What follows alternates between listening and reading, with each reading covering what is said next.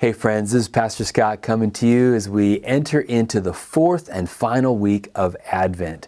We're getting really close to Christmas now and coming up on that Christmas Eve where we'll gather at the church. Remember, there'll be 2 services where you can come to the church as we enter into celebrating the season of the birth of Jesus Christ.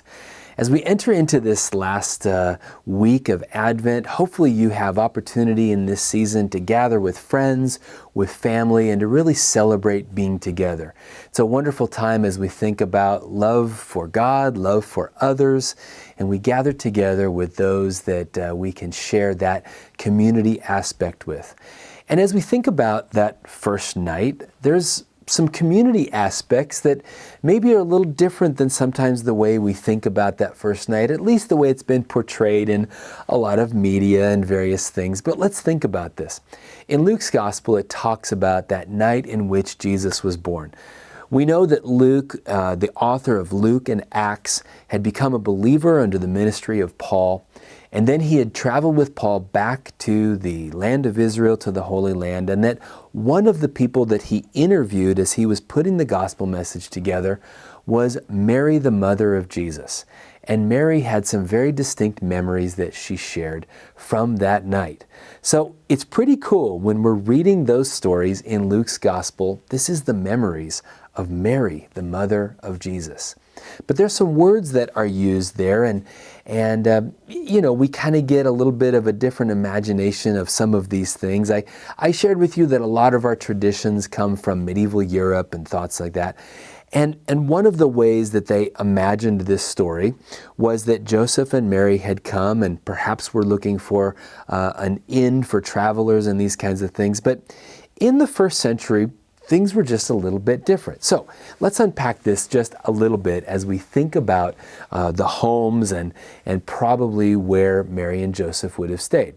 We know that a census was happening. We know that Joseph was from the line of David and that they went to the city of Bethlehem, the same city where David had been a child, where his family had been. And so there was already a lot of meaning that was in that.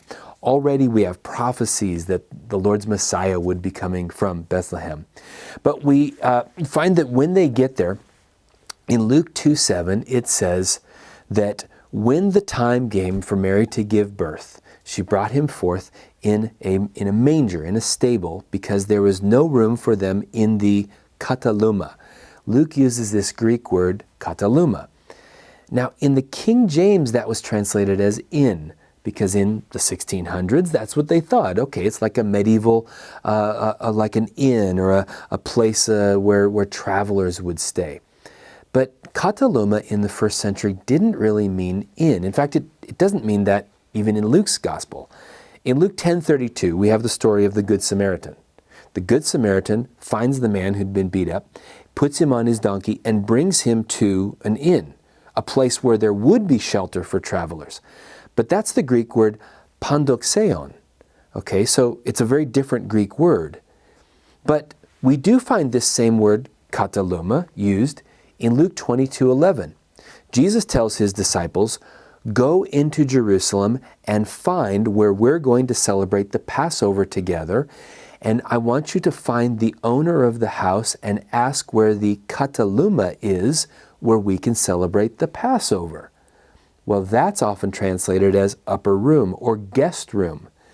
And that's much more of what a kataluma was. You think about in a house, there would be an upper room where guests would stay or a banquet would be held. Well, if we bring that back to the house in Bethlehem and say there was no room in the kataluma that was more of like an open guest room, then that's probably where all of Joseph's family were staying. All of the family had gathered for the census. They had all come together. And whoever it was that was hosting, Mary and Joseph arrive and they look and they say, well, all the family are here, the cousins are here, the aunts and uncles and everybody. And Mary is saying, hey, this is great, Joseph, to meet all your family, but maybe you have visited a lot of in-laws at Christmas time. And if you were getting ready to give birth to your first child, you may not necessarily want to do that in a crowded family room where everybody is gathered. It's very possible that Mary herself said, is there another place that we could go? And the owner of the house said, well, we have a clean stable right here below the Kataluma in a place that had been hollowed out for the animals to stay, maybe kind of a cave or a shelter, sort of a stable area, and where there would be a limestone feeding trough. So, in fact, that's the place where it happened. It was also not likely that Mary was alone. It would have been very common for the other women of the family to gather and join like midwives, and it would have been kind of a community sort of a feel.